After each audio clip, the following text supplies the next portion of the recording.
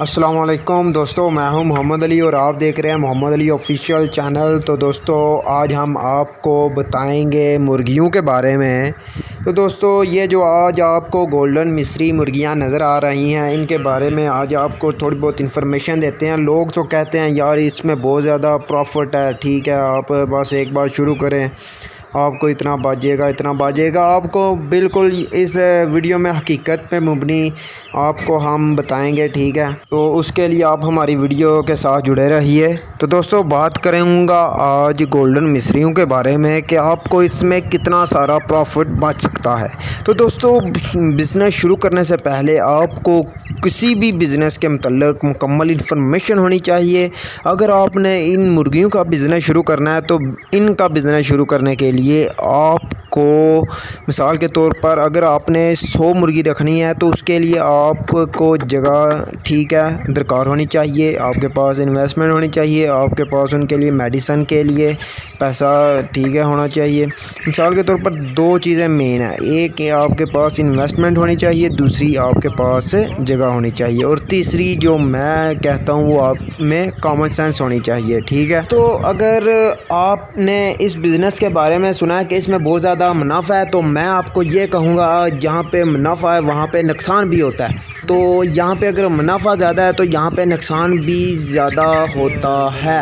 وہ کیوں ہوتا ہے وہ میں آپ کو آگے اس کی وجہ بتا دیتا ہوں۔ تو دوستو سب سے پہلے اگر آپ نے گرمی کے موسم میں مرغیاں ڈالنی ہیں تو دوستو گرمیوں کے سیزن میں جب آپ ڈالیں گے تو سردیوں کے موسم میں ظاہر بات ہے آپ نے ان سے انڈے لینے ہیں، یا پھر اگر آپ صرف اور صرف مرغ رکھتے ہیں تو مرغ آپ کو تقریباً 30 مہینے میں تیار ہو جاتے ہیں۔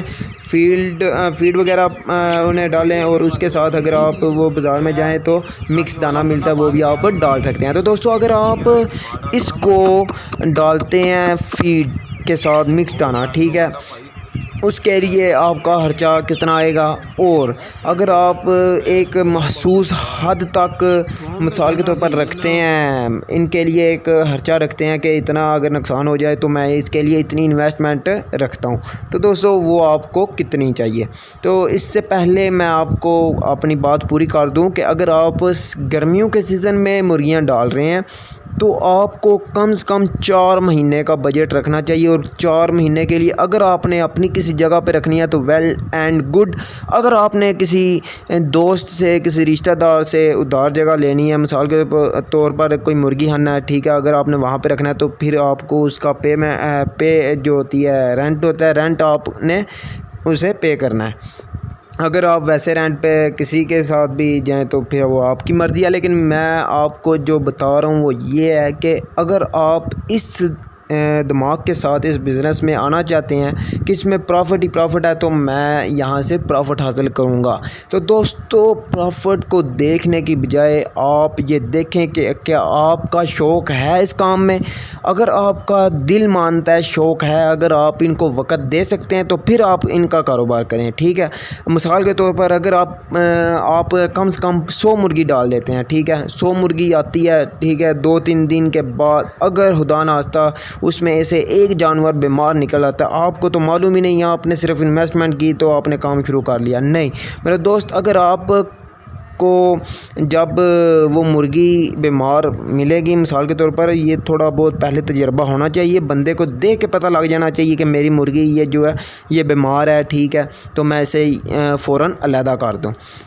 تو اگر آپ کو معلوم ہی نہیں ہوگا تو ظاہر بات ہے آپ کو نقصان ہوگا۔ ایک مرغی بیمار ہوئی تو اس نے ساتھ ہی وہ جتنی 100 مرغیاں ہیں سب کو بیمار کر کے آپ کو نقصان الٹا ہو سکتا ہے، ٹھیک ہے دوستو۔ یہ ضروری اقدامات ہیں۔